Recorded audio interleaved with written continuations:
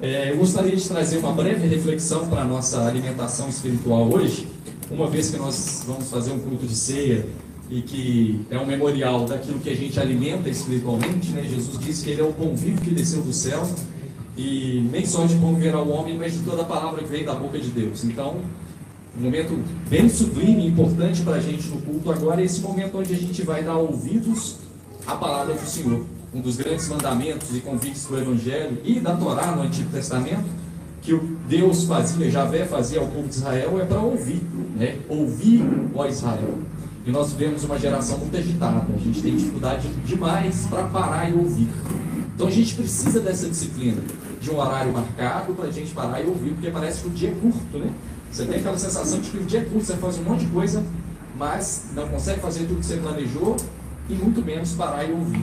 Então que bom que a gente poderia estar em 1000 outros lugares hoje pela manhã e a gente está aqui para parar e ouvir um pouco da palavra do Senhor. E eu queria meditar hoje lá no livro de Atos, no capítulo 12, numa narrativa muito famosa, onde Pedro ele é liberto pelo poder de Deus de uma prisão, mas um momento muito curioso da igreja primitiva, talvez um dos momentos mais dolorosos e mais gloriosos ao mesmo tempo, né? Como que a vida é feita disso, né? De cores alegres e às vezes cores cinzas, de glórias, de tribulação. Isso faz parte da vida, né? Nós não vivemos num mundo que é o Alice no País das Maravilhas, onde tudo acontece de maneira plena. Não, a gente tem que conviver com dor, mesmo andando com Jesus. Jesus disse que no mundo tereis aflições, e a gente encontra forças no Evangelho. Eu queria trazer conceitos do Evangelho para a gente enfrentar as dores da vida, né? E esse texto é muito sublime e muito importante para a gente.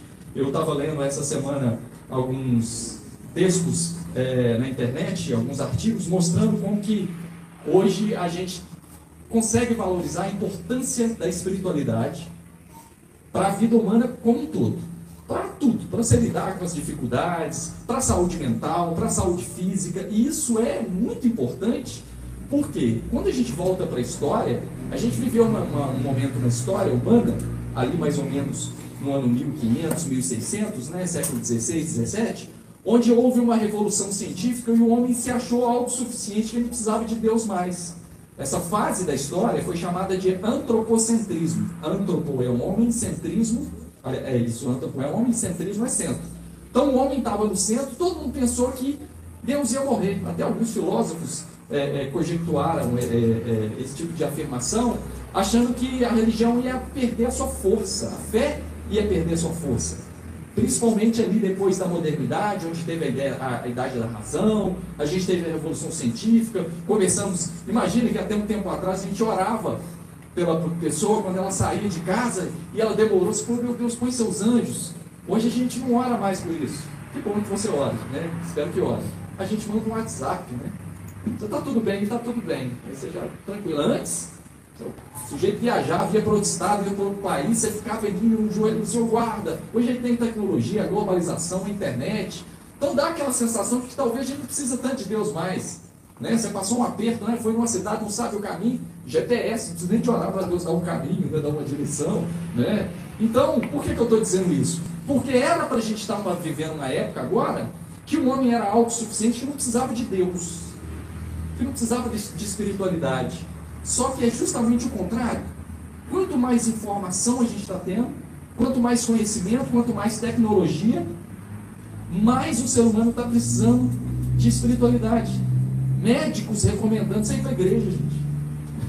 Falando, olha, você tem que praticar meditação, respira calma, coisa que o budismo faz há mais de 6.000 anos. Respira tranquilo, você tem que fazer meditação, você está muito ansioso, né? Médicos falam, olha, você está muito sozinho, essa tristeza sua, você tem que envolver com pessoas, vai para a igreja, tem a vida comunitária, encontra com o outro. A gente vive uma vida muito, muito virtualizada, muito digital, a gente precisa de ver o outro. Às vezes você acha que você tem problema, quando você vai orar para o problema do outro, é 5 vezes pior que o seu, e o outro está com muito mais fé que você fica humildezinho. Fala, meu Deus do céu, dá-me minha fé nesse irmão. A gente precisa da vida comunitária, porque ela estimula a gente. Né? Eu sou professor, fico muito preocupado com essas novas gerações de alunos. A gente era de uma geração que a gente ficava doido na época do recreio, para a gente sentar junto em roda de conversa e bater papo. Hoje cada um vai para o celular, vai para o canto, e aí vem a medicina e fala, olha, você precisa de comunidade, você precisa de ver o outro, você precisa de olho a olho. Você precisa disso. Você precisa de, num momento da sua dor, fazer ressignificações. Uma frase que eu gosto muito do Luiz Felipe Pondé, ele fala o seguinte: a ciência não enxuga lágrimas, a fé sim. A fé é essa, dessa música que a gente cantou, olha, não haverá mais choro, não haverá mais morte. A gente tem sempre aquela palavra de Jesus que ainda que morra, viverá. A ciência por si só, não estou aqui sendo um anticientífico, nem de longe, né? Quem me conhece sabe como é que eu sou, nem de longe passo por um pensamento anti-intelectual, mas a ciência não vai dar resposta de tudo, e a própria ciência hoje está vendo a importância da espiritualidade para você ter propósito. Às vezes você está vivendo uma situação difícil, você vai ter que lidar com ela o resto da vida, ou sei lá, a gente sempre passa por esses percalços, mas vem a fé, ela vai trazer um novo significado. Aquela coisa de fazer da crise oportunidade, do limão à limonada, e às vezes você precisa de fé, o salto da fé, porque você olha o cenário, está todo adverso, mas vem a fé, vem o Evangelho, vem Jesus e fala assim: olha, todas as coisas cooperam para o bem, ainda que a figueira não floresça, a gente tem o Senhor, Ele está conosco. Isso é muito legal, porque a gente vive um reencanto religioso nesse sentido. Por isso que a gente vê muita gente que se diz ser totalmente ateia do ponto de vista religioso, hoje já tem uma abertura para alguma coisa. Nem que ele acredite em horóscopo, em cristais, alguma coisa, ele está vendo que sem fé é muito mais difícil de viver. E é nesse texto que a gente vai ler, um texto assim, muito curioso, porque a fé aqui serve tanto para enfrentar a dor, quanto para experimentar livramento. Esse texto, se você conhece muito bem, de Atos capítulo 12, a igreja começa a ser perseguida a partir de Atos capítulo 8, os discípulos são presos, alguns apóstolos são presos, e aqui é preso Tiago e Pedro. Só que a notícia não é muito boa. Tiago era um dos... Existem 4 Tiagos na Bíblia, esse que foi preso aqui, e que foi morto por Herodes, ele era um dos principais discípulos de Jesus. Pedro, Tiago e João. João morre. Que notícia, cara! Como é que você, igreja do Senhor que faz milagre, de repente você tem que lidar com a morte de um grande apóstolo? Deus nos abandonou. Deus nos abandonou. A igreja em oração morre. Herodes, um dos grandes da dinastia de Herodes, né? Neto de Herodes o Grande, Herodes Agripa, que é o nome desse Herodes aqui, para fazer média e política com os judeus, ele pega, prende Pedro e Tiago e decapita, mata, passa a espada, ao fim da espada, o Tiago. Eu imagino o choque da igreja. Você lidar com isso, com a morte. Mas a igreja continua perseverando, porque Pedro estava lá e estava só contando os dias para Pedro também ser morto. Olha a igreja, olha a fé da igreja primitiva, que é absurdo. A fé é um absurdo aí, né? E aí o que acontece? Herodes resolve não matar Pedro de uma vez, porque estava na época da Páscoa, e a Páscoa passava, tinha o evento da Páscoa, a festa religiosa, depois tinha 8 dias de, como se fosse um pós-festa, uma ressaca de festa religiosa, né? 8 dias de festa dos pães asmos. Aí não podia fazer isso, matar alguém nessa época. Ele estava esperando. Enquanto isso está acontecendo, a igreja que está reunida nas casas fica sabendo e lidar com essa tristeza da morte de um grande apóstolo, Tiago. Está lidando com a dor aqui. Ela começa a orar intensamente para Deus dar força e graça para Pedro. E eu acho tão bonito que a postura da igreja para orar para Deus livrar Pedro não é para colocar Deus na parede. Ó Senhor, o Senhor não livrou de Pedro? Ó, perdão, o Senhor não livrou Tiago, o Senhor tinha que livrar Pedro. O Senhor tem que dar o teu livramento. O que é isso? O Senhor nos abandonou. O texto vai deixar claro que a igreja estava orando em favor de Pedro, porque no momento da dor a oração é fundamental.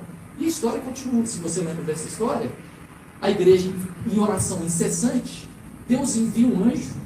Pedro, você imagina, na expectativa de morte, ele tinha acabado de ver um grande irmão em Cristo morrer, né? Imagina João, né, que era o irmão de sangue de Tiago, vendo essa situação, né? E Pedro está preso, diz que ele estava dormindo.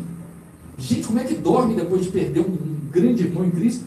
Está preso para ser morto no dia do juízo dele, e ele está dormindo. Um anjo chega até ele, liberta ele, as cadeias são quebradas, e ele meio em sono, tanto é que o texto vai falar que ele não sabe nem se foi visão, se foi real aquilo. Ele vai junto com o anjo, né, anjo Presta atenção, gente. Anjo não necessariamente aquela coisa grega, de anjinho, de asinha com auréola, não, isso é da Grécia. Para o povo de Israel, o anjo pode ser até uma gente, uma pessoa que você não sabe quem é, que veio de onde não sei de onde, uma pessoa que você não viu nunca mais, é gente, parece gente, tem forma humana, né? Aí, não é, a gente tem essa, né, mentalidade hollywoodiana para entender o que é anjo, né?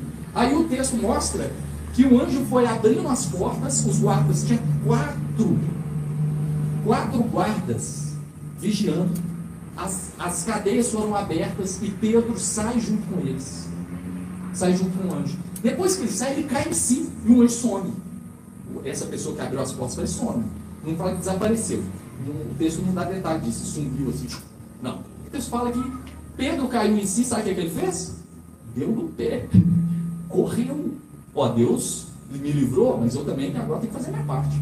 Vou correr, porque Herodes vai voltar, ele vai descobrir que eu fui liberto, ele vai querer me matar. Aí ele vai para onde? Ele vai lá para a igreja que estava reunida. Quando ele vai para a igreja que estava reunida, o que acontece? Ele bate na porta, a igreja orando, Senhor, liberta Pedro, tem misericórdia, orando, Senhor, dá força para Pedro. Ele bate, aí uma mulher que estava orando com eles, vai até a porta e ouve Pedro falando, sou eu, Pedro. E ela, o coração dela, ela crê, né? O coração dela explode de alegria, ela volta para o povo e fala assim, aqui, o povo não dá muita moral para mulher naquela época, né? E ela dando um testemunho maravilhoso, Pedro está batendo na porta. Aí ele falou assim, os discípulos falaram assim, tá, biruta? Não, biruta eu que estou falando, o texto não fala isso. Mas dá a sensação de que eles pensaram nisso, né? Desprezaram a mulher. Falou assim, olha, não, né? Ele está preso, orando para Deus libertar. Mas ele está preso. Isso aí que você está vendo é um anjo dele.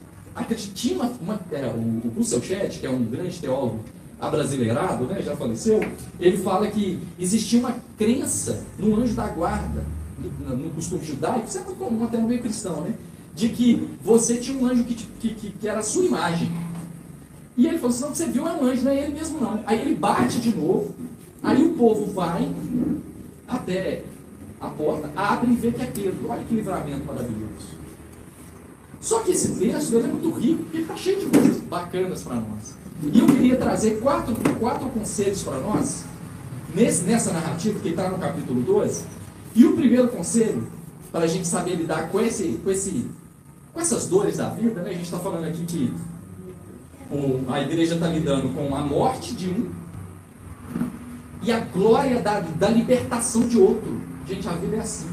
A gente não é blindado. Não é blindado. Mas para lidar com essa coisa, essa instabilidade da vida, que é instável mesmo, porque Jesus disse, por exemplo, para João que ele não morreria, né? Morreria de velho. Jesus disse para muitos dos seus discípulos que eles passariam por situações semelhantes a dele, né? Pedro, inclusive, foi crucificado de cabeça para baixo, né? A gente não pode fazer essas leituras, mas a grande diferença é que o Senhor está conosco em tudo. O Senhor estava conosco naquela igreja que perdeu um grande homem de Deus, que era o Tiago. Foi morto. Dava aquela sensação de falar assim, ó, Deus abandonou. Mas Deus estava ali com eles. Agora, o que foi fundamental para essa igreja? Compreender o absurdo de, ao mesmo tempo que perde um Tiago importante, ver um anjo, de maneira poderosa, libertar Pedro. Que doideira, né? Aí o que acontece?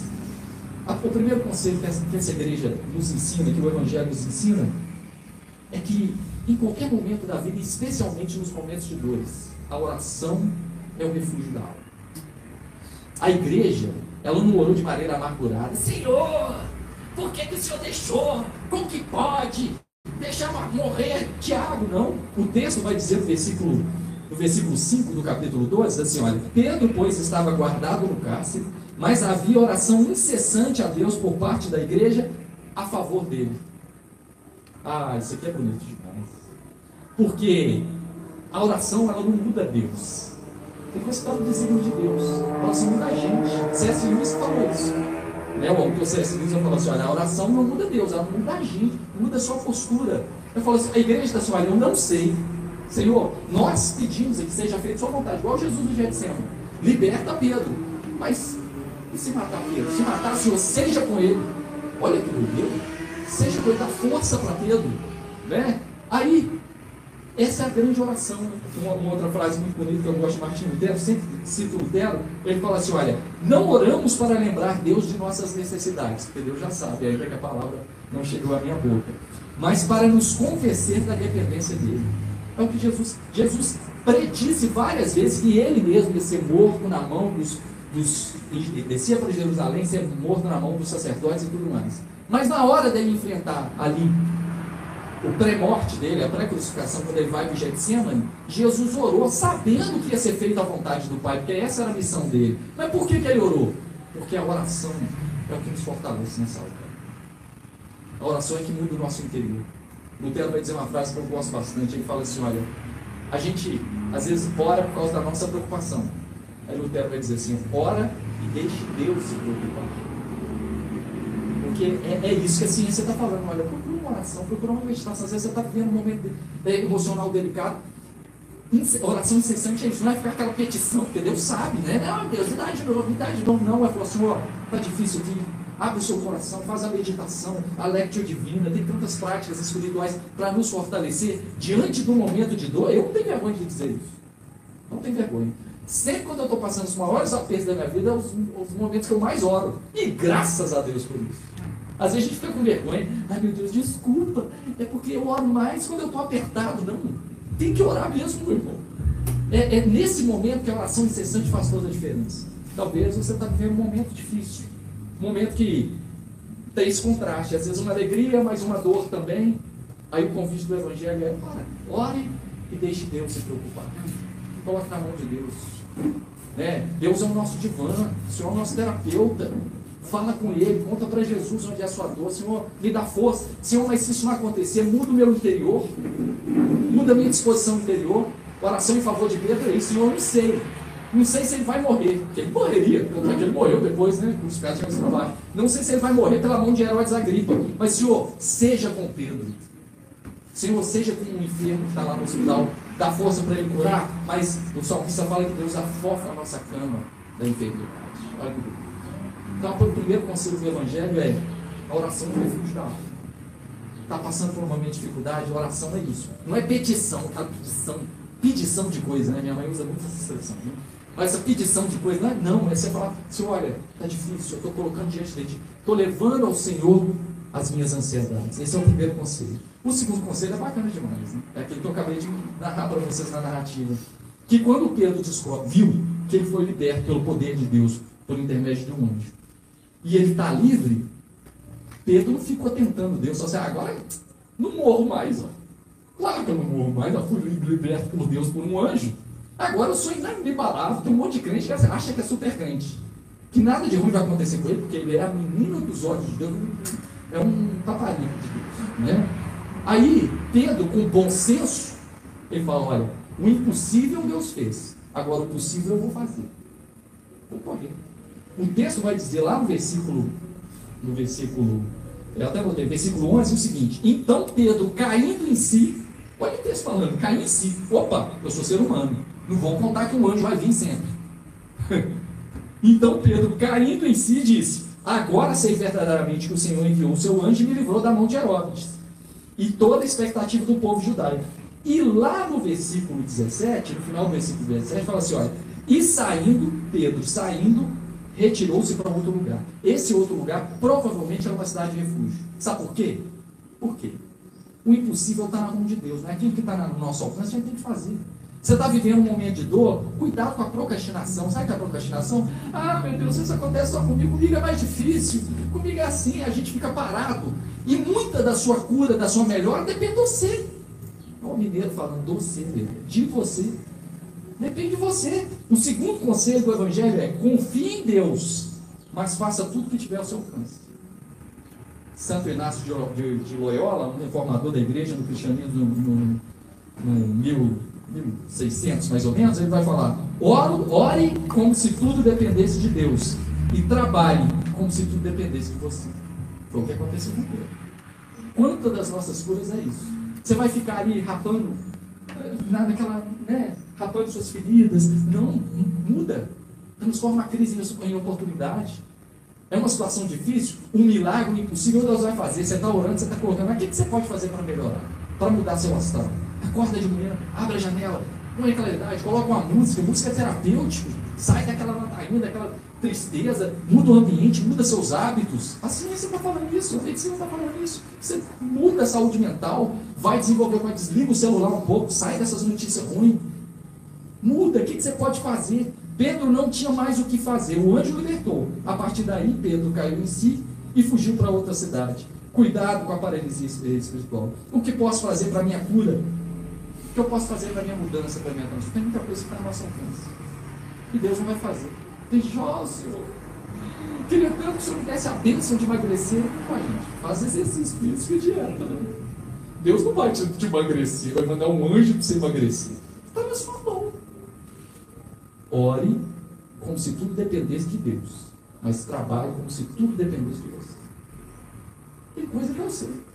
Você vai, meu Deus, eu preciso muito de um bom emprego. Você está mandando currículo? Você está procurando? Meu Deus, abençoa para fazer o concurso. Lógico, prova de concurso é uma função, né? Eu passei recentemente isso, mas faça a parte, estuda também. Né? Não tem jeito, né?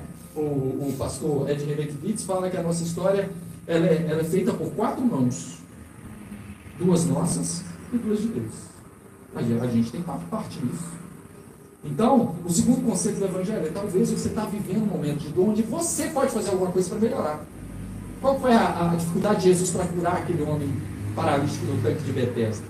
Quando ele falou assim, quem quer? O jeito de um homem está lá, 38 anos esperando uma cura. Jesus vira para ele, lógico que Jesus sabia que ele queria curar, que ele queria ser curado. Jesus vira para ele e fala assim, o que você quer? Aí Jesus, é porque eu quero ser curado. E em vez dele falar, não, eu quero ser curado, ele foi da justificativa. É porque eu estou aqui há 38 anos, sabe? Aí toda hora vem quando o anjo agita as águas e desce no meu lugar, e a gente fica dando aquele monte, né, subterfúgio, aquelas desculpas. O que eu posso fazer para melhorar? O que está ao meu alcance? Que eu posso fazer para minimizar os impactos desse momento difícil que eu estou vivendo?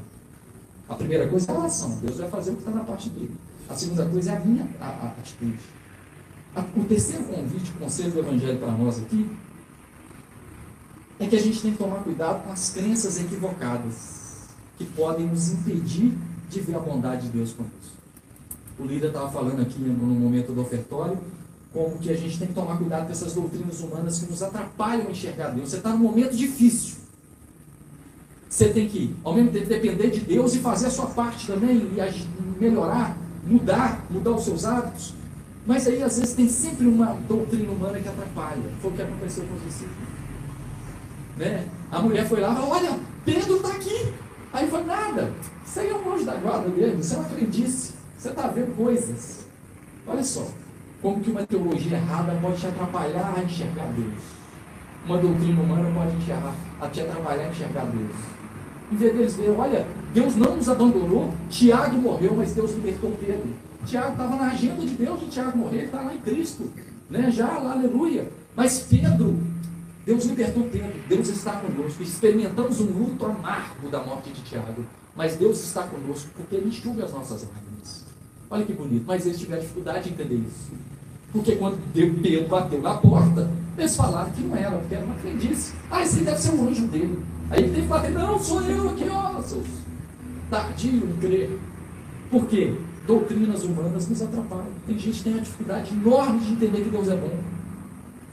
Isso foi um desafio de Jesus de Nazaré. O povo de Israel, quando Jesus começa a pregar, o povo de Israel tinha uma noção de que Deus era o Senhor dos exércitos, aquele que afogou egípcio. A gente sempre gosta muito de chamar mundano ímpio o não crente de egípcio, né? Porque Deus afundou os egípcios no mar, aleluia. Aí Jesus teve que tirar esse espírito ruim da cabeça do povo e falar que Deus é amor. O povo gostava de pegar os pecadores e fazer assim, tá vendo? Deus é o Senhor dos exércitos, aquele que vai contra ele esmaga. Persegui os inimigos, cita até a Bíblia, né? Persegui os inimigos, os alcancei, os consumi, os atravessei, pegando base bíblica, mas não é cristocêntrico. Aí Jesus, quando vai contar sobre Deus para os pecadores, ele vai contar de um pastor que deixou irresponsável, que deixou 99 ovelhas cair atrás de um. Ele vai contar de um pai que tem 2 filhos e um filho pega a herança, vai para o mundão, gasta tudo, apronta, até cair na sarjeta de comer lavagem dos porcos, Quando ele cai em si e volta para casa, sabe como é que é o Deus revelado por Jesus de Nazaré? Um pai que está de longe, com o coração contrito, doido por filho voltar. Como que Deus é muito melhor que a gente, né? Porque a gente é aquele tipo de pai e de mãe que fala assim, ó, você vai lá, mas se você cair e machucar, você vai voltar aqui e vai apanhar de novo. Você vai lá, mas se você brigar, você vai voltar e vai apanhar de novo. A dificuldade que a gente tem é Jesus fala que Deus é o pai do filho pródigo. Deus é bom. A dificuldade que a gente tem, Jesus vai chamar ele de Abba. Mas aí as teologias humanas vai falar, a gente até tem dificuldade de falar que Deus é amor. Porque se fala que Deus é amor, a gente vem, né, assim, mas é justiça. Por que não inverte? Deus é justiça, mas também é amor. Por quê? Se Deus fosse só justiça, não precisava de Jesus, né? Você está mais ou menos enrolado. Deus é justiça, mas também é amor. Mas aí a gente tem essas teologias humanas, essas doutrinas que aí você fala, Senhor, eu estou vendo, e é difícil às vezes, você vê um absurdo, um diagnóstico, uma enfermidade, uma crise financeira, uma crise no casamento, fala, onde está Deus? Você vê Tiago sendo morto a fio da espada, como é que você vê que Deus é bom nessa situação? Mas Deus é bom, Deus está conosco, Ele não nos abandona. Então a gente tem que tomar cuidado com essa dificuldade que a gente tem de ver, né? A gente já viu o líder religioso aí falando assim, olha, Deus é bom, mas não é bom assim também não. É uma situação de como que fala que Deus não é bom assim também não? Doido para dar uma maldadezinha assim, fazer Deus virar Zeus, né? A gente tem essa. E hoje, se você falar que Deus é graça, é amor, você é criticado por ensinar um evangelho em mel com açúcar, água com açúcar. Então, fala isso de Jesus. Essa é uma questão. Outra dificuldade que a gente tem, doutrinas humanas que nos atrapalham ver Deus, é o legalismo religioso. O que é legalismo religioso? O apóstolo Paulo vai dizer na carta aos Gálatas que foi para a liberdade que Cristo nos libertou. E ele vai falar nessa mesma carta que um pouco de legalismo religioso, doutrina humana, estraga tudo. Quantas vezes eu estou tentando evangelizar uma pessoa e eu nem entendo essa graça de Deus, espontaneamente isso acontece, eu vejo a pessoa falando assim, nossa, eu amo muito a Jesus, tá, mas não dá para ser crente não, que não pode nada, e um monte de coisa que não pode, é pura doutrina humana. Esse legalismo atrapalha a pessoa a ver que quantas pessoas dizem, olha, eu até quero andar com Jesus, mas eu quero aproveitar a vida de primeiro. Já viu essa expressão? Vou aproveitar a vida primeiro e morrer com Jesus. Como se andasse com Jesus não fosse aproveitar a vida, velho. Olha só. Aí o absurdo dessas teologias é justamente essa dificuldade. Começa a ver diabo em tudo. Vê que tudo é consagrado. Mas não pode. É Natal não pode. É festa junina não pode. O que isso tem a ver com o espírito do evangelho de Jesus? Aí essas coisas atrapalham, você fica culpado. Eu achei um absurdo, cara. O dia que apareceu na internet para mim, uma mulher falando que minha filha adora o desenho da Peppa Pig, né? E aí, estava falando que o desenho da Peppa Pig é consagrado. Falou que é do mal por causa do porco, que o porco era um símbolo consagrado dos romanos. Eu falei assim, esse povo é demais, né? Então, peraí, a Peppa Pig é um porquinho, é consagrado. Aí tem um desenho evangélico, que é uma formiga. É uma formiga, mas ela é crente. Aí não é consagrado. Gente, meu Deus do céu, a gente tem que pensar. Sabe que isso é falta de Bíblia? Isso é falta de Evangelho. Isso é falta de Evangelho. Reino de Deus não é comida, nem bebida, nem Natal, nem Peppa Pig, nem esmilinguido, que é o nome da formiga crente, formiga crente chama esmilinguido. Não é nada disso. O reino de Deus é justiça, paz e alegria no Espírito Santo. Tem coisa muito mais importante de você ficar preocupado com essas picuinhas religiosas. E isso atrapalha as coisas, porque quem pensa não cai nessa lorota não, meus irmãos. Fala assim, por que tem um monte de gente aí na Europa pós-cristã? Porque a gente apresenta o evangelho que Deus é como se fosse um ditador de leis religiosas. Você não pode. Você fica sufocado. O que é isso, cara? Foi para a liberdade que Cristo nos libertou. Vamos tomar cuidado com isso.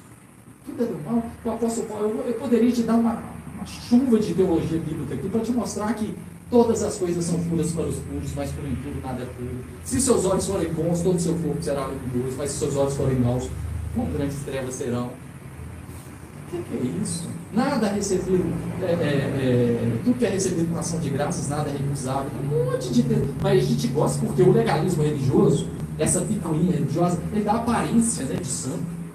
Mas não tem poder. Né? Eu poderia citar muitas outras doutrinas humanas que estão aí no nosso meio que atrapalham a gente ver a bondade de Deus. Mas a pior é um negócio chamado teologia da retribuição. Sabe o que é a teologia da retribuição? É aquela, pessoal, se está acontecendo aí, você está com crise financeira, é porque não está dando dízimo. Ah, está doente? Tem um pecado escondido. Porque Deus não deixaria isso acontecer. Como assim, gente? A vida é assim. Não é que Deus não deixa. Deus está com você. A vida é assim. Quantas vezes a gente já passou por apertos e a pessoa fala assim, isso aí é porque Deus está pesando a mão. As pessoas que pensam nessa teologia, aconteceu com Jó. Lembra de Jó, né? Da história de Jó? Jó, um homem fiel, íntegro a Deus, perdeu 10 filhos, perdeu tudo que tinha, perdeu propriedade, a esposa estava amargurada falando na cabeça dele, mulher rixosa, pegou uma enfermidade brava, aí veio os amigos de Jó, parecendo crente, veio com a teologia da retribuição. Fala, Jó, pode confessar, você tem um pecado escondido. A teologia da retribuição é achar que Deus nos ama pelo que a gente faz. Deus nos ama pelo que Ele é. Deus nos ama não porque somos amados, porque Deus é amor. Quando eu entendo isso, é graça absurda. Não depende nem de quem quer, nem de quem corre. A teologia da retribuição está forte no nosso meio. Forte. E essa teologia atrapalha a gente entender isso. Quantas vezes você vê um terreno e fala, meu Deus, o que está acontecendo comigo? Porque é uma sombra da teologia da retribuição na nossa cabeça, dessas crendices religiosas. Vamos tomar cuidado com isso, né? Tem pecado. E aí eu gosto da prova do apóstolo Paulo dizendo que Deus prova teu amor para conosco pelo fato de ter Cristo morrido em nosso favor. É assim que Deus prova. Deus não prova seu amor para conosco por causa das nossas boas obras, por causa da nossa fidelidade, por causa de Cristo. Mas a gente tem essa dificuldade. E o último conselho, que eu termino aqui a nossa reflexão, é que mesmo nesses momentos de glória e de tristeza que a igreja viveu aqui, morte de Tiago e libertação de Pedro, a palavra de Deus deu seu fruto. Isso que é maravilhoso. Ela não volta vazia, diz o profeta.